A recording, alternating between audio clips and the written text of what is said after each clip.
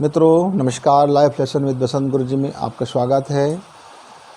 बिंदास जीवन में क्या क्या परेशानियां आते हैं और हमारा जीवन बिंदास नहीं हो जाता, शांति में नहीं चलता, प्रेम में नहीं चलता।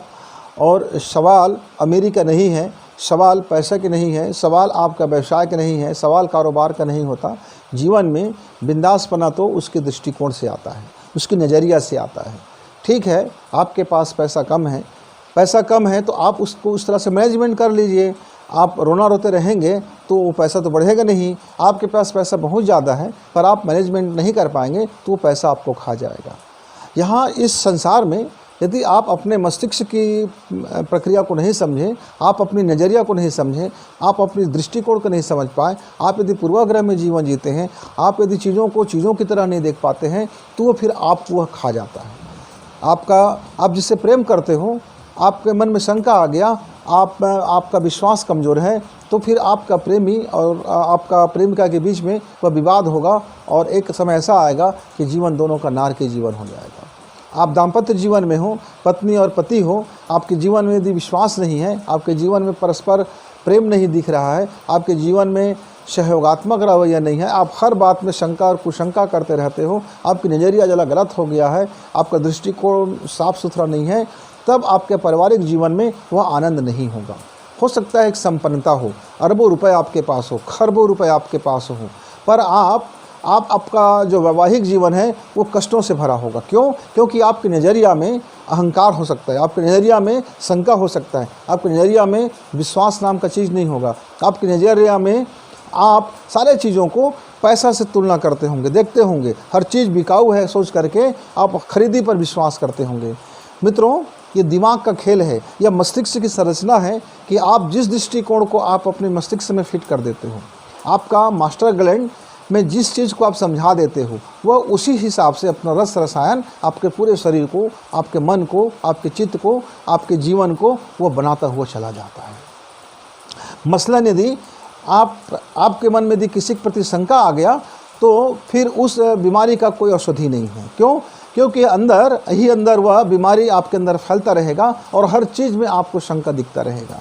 लेकिन यदि आपके मन में शंका नाम का चीज़ नहीं, नज़रिया साफ है, आप पॉजिटिव सोचते हैं, आप दूसरों को भी समझने की कोशिश करते हैं, आपके अंदर में एक इनर पावर है, आपका इनर इकोसिस्टम बेस्ट है, आप हेल्दी हैं, शरीर से हेल्दी हैं, आपका मन स्वस्थ है, आपका चित्त स्वस्थ है, आपका दिमाग स्वस्थ है, तो यदि आपका पारिवारिक माहौल स्वस्थ है, तो यदि आप इस स्वस्थ भरे वातावरण में रहोगे, आपका इकोसिस्टम स्वस्थ है, तो यदि आपका इकोसिस्टम हेल्दी है, आपका इनर इकोसिस्टम हेल्दी है, आपका जीवन जीने की शैली हेल्दी है, तो फिर आपके जीवन में शंका होगा नहीं, आपके जीवन में तरह तरह की चीज़ें आएंगी नहीं और आपका नज़रिया इतना शानदार होगा, आपका देखने का तरीका इतना अच्छा होगा, दूसरे लोगों को समझने का तरीका इतना ज़बरदस्त होगा, प्रेम करने का जो आपका तरीका होगा वो इतना ज़बरदस्त फाइन होगा कि मतलब कहीं भी विकारग्रस्त नहीं होगा। और विकार नहीं होगा तो विकृति नहीं आएगा, विकृति नहीं आएगा तो जीवन में बीमारी नहीं आएगा। तो बीमारी का कारण तो विचार से उत्पन्न होता है, ये नज़रिया से होता है। तो मित्र, आप अपने जीवन को, नज़रिया को ऐसा सेट कीजिए कि आप अपने मस्तिष्क में फिट कीजिए कि आपका नज़रिया क्या है, दौलत के प्रति नज़रिया क्या है, जीवन के प्रति नज़रिया क्या है, प्रेम के प्रति नज़रिया क्या है, साहस के प्रति नज़रिया क्या है, और आपका ये एटमॉस्फियर है या प्रकृति है, इसके प्रति नज़रिया क्या है, आपके घर परिवार के प्रति नज़रिया क्या है, आपके जीवन जीने के प्रति नज़रिया क्या है, आपकी मौत के प्रति नज़रिया क्या है, आपका अपने मूल्य के प्रति नज़रिया क्या है, आपका अपने दृष्टिकोण में आपकी क्या वैल्यू है, आपका जीवन का क्या वैल्यू है, आपकी सांसों की क्या वैल्यू है, आप अध्यात्म की क्या वैल्यू है, पाखंड की क्या वैल्यू है, झूठ की क्या वैल्यू है, अहंकार की क्या वैल्यू है, क्रोध की क्या वैल्यू है, काम की क्या वैल्यू है, वासना की क्या वैल्यू है। आप जीवन के वैल्यू को समझ जाएं एक बार और आप अपना नज़रिया से अपना मूल्य सेट कर लें तो आपका जीवन उसी क्षेत्र में छलांग लगाता हुआ चला जाएगा, छलांग लगाता हुआ चला जाएगा। मित्रों, गीता में श्री कृष्ण अर्जुन को उनकी वैल्यू समझाते हैं, उनके दिमाग की वैल्यू समझाते हैं, उनकी सोच की वैल्यू समझाते हैं, उसके थॉट की वैल्यू समझाते हैं, उनकी जन्म की वैल्यू समझाते हैं, उनकी मरण की वैल्यू समझाते हैं, उनका होने का वैल्यू समझाते हैं, उनका निहितार्थ को समझाते हैं। और जब अर्जुन को उनका वैल्यू समझ में आ जाता है तब वह महाभारत बड़ी आसानी से वो लड़ लेता है।